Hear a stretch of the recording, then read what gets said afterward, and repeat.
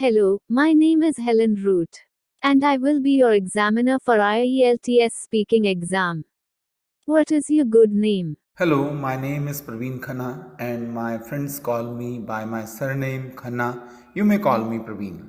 May see your passport. Here it is. Thanks. Where are you from? I am dweller of town in northeast of Punjab, which is famous for its railway junction and is focal point to more than 50 villages. The name of place is Kotkapura. It falls in district Faridkot. Further, I would like to ask you some questions about maps. Do you think it is better to use paper map or a map on your phone and why? Well, it is far convenient to use your phone map and you don't need to carry any paper to know things around. But if you don't know how to use it, you do not have signal connectivity, it can create problem.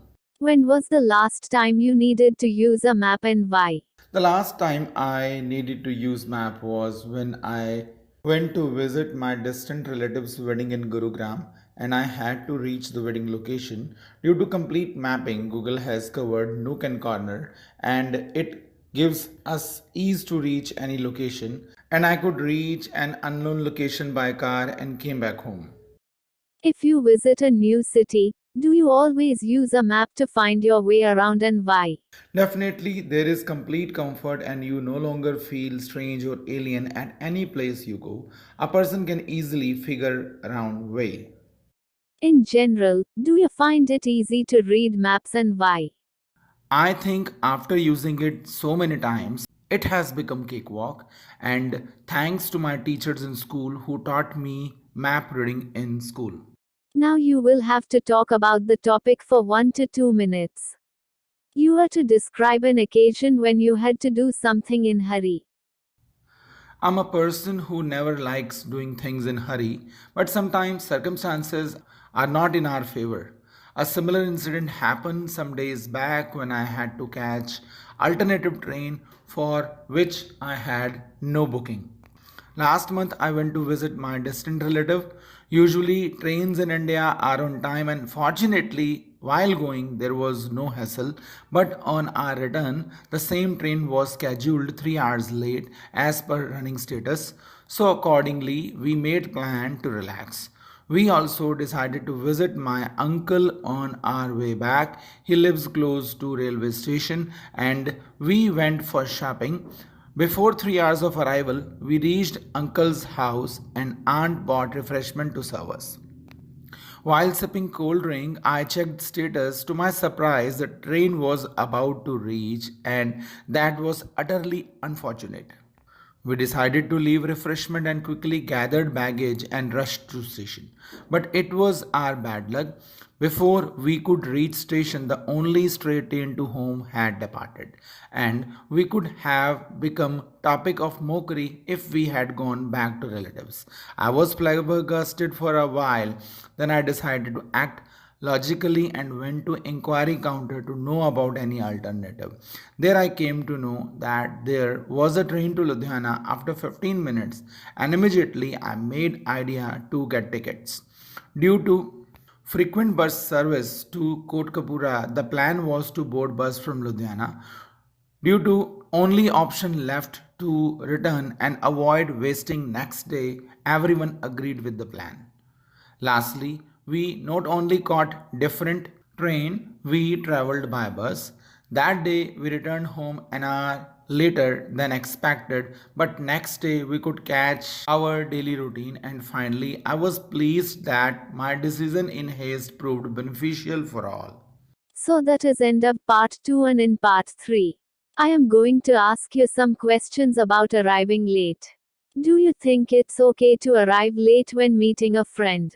I think if we reach late for meeting someone, we show our disrespect to that person's time. Still, people can say that it is a casual meeting and a friend can adjust, but my thinking is otherwise. Whether going for a formal or informal meeting, we need to be punctual. What should happen to people who arrive late for work? I think such people deserve some sort of penalty. They can be said to stay late. They should not be fined. It can be easy release for them.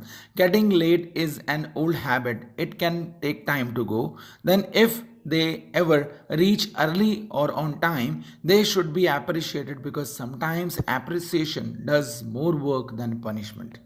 Can you suggest how people can make sure they don't arrive late? Well, it is a conscious effort of making sure of being on time. Firstly, a person needs to avoid doing useless things, then needs to move bit early from home to counter unexpected factors. So, if these things are kept in mind, late arrival can be avoided. Okay, further, let's talk about managing study time.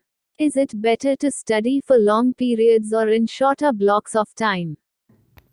Actually, that depends on individual or circumstance. Some people can give long sitting, whereas some do not have that stamina. Additionally, sometimes, despite stamina, people don't have time. In such condition, a person needs to work in session and must keep target of finishing course in certain time. What are the likely effects of students not managing their study time well? Well, my father says if you play with time, it plays with you.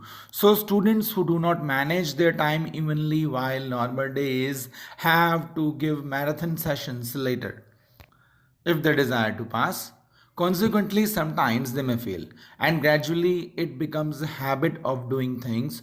So, best strategy is to keep doing things at slow pace from the day one. How important is it for students to have enough leisure time? In actual thing, a student requires to keep things balanced. All study can make you good at academics, but a learner lacks in co-curricular activities. Hence, to be jack of all trades, a student has to devote some time to enjoyment. He should mingle with other students and take part in other activities. This in return acts as a refreshment and sharpens senses. With this, we have come to the end of this speaking test. Thanks and best of luck. Thanks a lot.